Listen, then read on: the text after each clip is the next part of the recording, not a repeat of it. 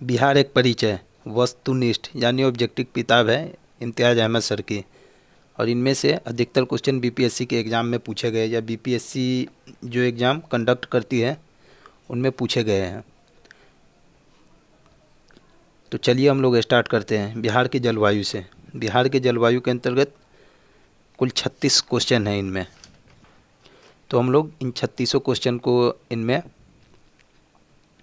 Revision करेंगे। तो चलिए स्टार्ट करते हैं।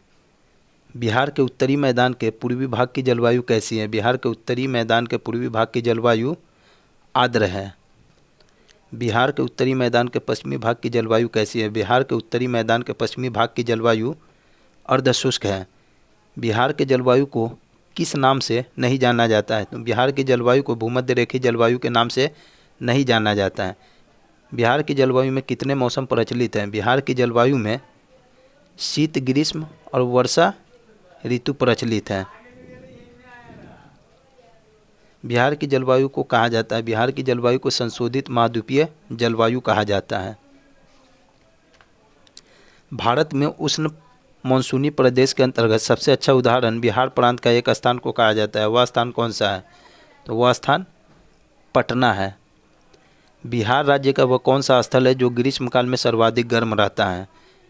बिहार राज्य का गया वह स्थल है जो ग्रीष्मकाल में सर्वाधिक गर्म रहता है। बिहार में सर्वाधिक वर्षा कहाँ के मानसून से प्राप्त होती है? बिहार में सर्वाधिक वर्षा बंगाल की खाड़ी के मानसून से प्राप्त होती है। बिहार में कहाँ सर्वाधिक औसत वर्षा होती है? बिहार में सर्वाधिक औसत वर्षा किशनगंज में होती है, जो कि उत्तर में नेपाल और पूर्व में पश्चिम बंगाल से सीमा साझा करती है।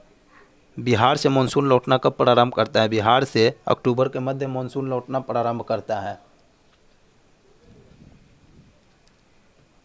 बिहार में शीतकालीन वर्षा किस कारण होती है? बिहार में शीतकालीन वर्षा भूमध्य सागर की ओर से आने वाली चक्रवातों के कारण होती है।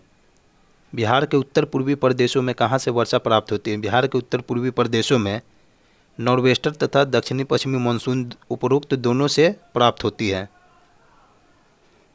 बिहार के मैदानी भागों में चलने वाली गर्म हवा जिसे लू कहा जाता है, उसकी रफ्तार कितनी होती है? लू की रफ्तार 8 से 16 किलोमीटर प्रति घंटा होती है।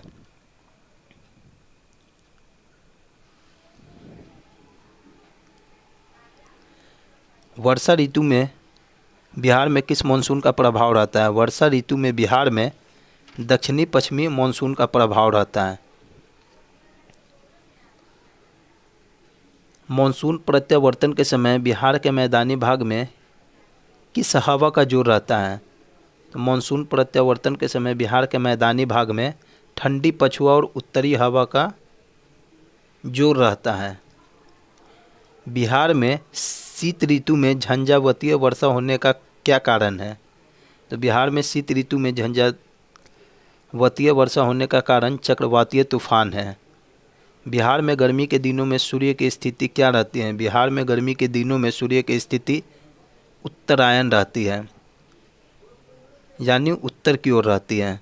समस्त बिहार में आर्द्रता न्यूनतम किस माह में रहता है? समस्त बिहार में आर्द्रता न्यूनतम अप्रैल माह में रहता है।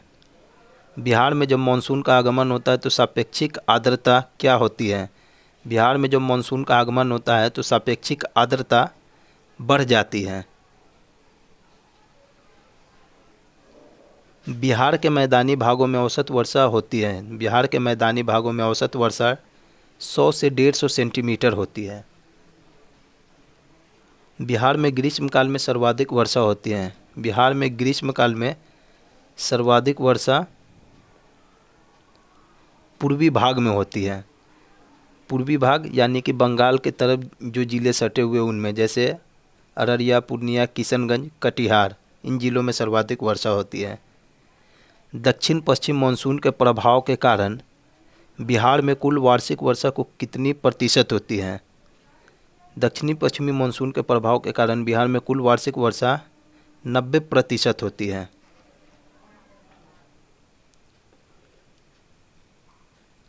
बिहार में सर्वाधिक वर्षा किस क्षेत्र में होती है? बिहार में सर्वाधिक वर्षा उत्तर पूर्वी बिहार यानी पूर्णिया, अररिया, किशनगंज, कटिहार की तरफ होती है, जो उत्तर में नेपाल और पूर्व में पश्चिम बंगाल से सीमा साझा करती है।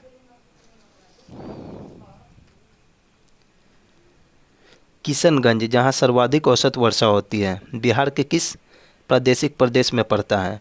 उत्तर पूर्वी मैदानी भाग में पड़ता है किशनगंज।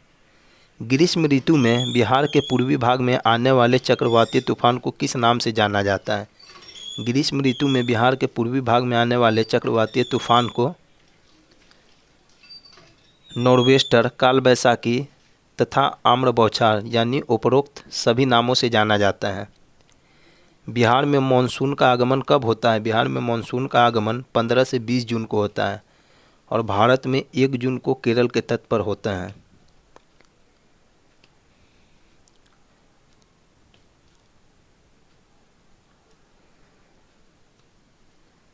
दक्षिण पश्चिम मानसून बिहार में कब तक रहता है? दक्षिण पश्चिम मानसून बिहार में 15 अक्टूबर तक रहता है। नॉर्वेस्टर की उत्पत्ति कहाँ होती है, जिसका सबसे ज़्यादा असर पूर्वी बिहार में पड़ता है?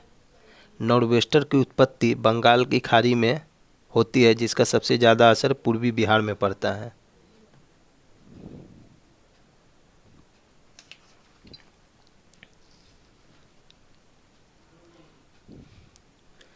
जनवरी माह में उत्तरी पश्चिम बिहार में शिवालिक श्रेणियों में किस तरह की घटना होने की प्रबल संभावना नहीं है? जनवरी माह में उत्तरी पश्चिमी बिहार में यानी कि नेपाल और यूपी के तरफ जो ज़िले हैं वहाँ पाला गिरने की घटना होने की प्रबल संभावना नहीं है। बिहार राज्य की औसत वर्षा क्या है, कितनी है? बिहार राज्य की औसत वर्षा 50 सेंटीमीटर से 150 सेंटीमीटर है। दक्षिणी पश्चिमी मानसून के पूर्व की चक्रवातीय वर्षा का सर्वाधिक लाभ किन जिलों के फसलों को मिलता है? दक्षिणी पश्चिमी मानसून के पूर्व की चक्रवातीय वर्षा का सर्वाधिक लाभ किशनगंज, कटिहार, अररिया यानी पूर्वी जिलों को मिलता है। बिहार राज्य की औसत वर्षा कितनी है? बिहार राज्य की औसत वर्षा 127 सेंटीमीटर है। बिहार में वर्षा के औसत दिनों की संख्या कितनी है? बिहार में वर्षा के औसत दिनों की संख्या 42.8 है। बिहार राज्य के किस भाग में सबसे पहले और सबसे अधिक वर्षा होती है? बिहार राज्य के उत्तर पूर्वी भाग यानी उत्तर में नेपाल और पूर्व में पश्चिम बंगाल से सटे जो जिले हैं वहाँ सबसे पहले और सबसे अधिक वर्षा होती है। बिहार में औसत सालाना वर्षापात कितना होता है? बिहार में औसत सालाना वर्षापात यानी बिहार में औसत सालाना वर्षा 1033 मिलीमीटर होती है।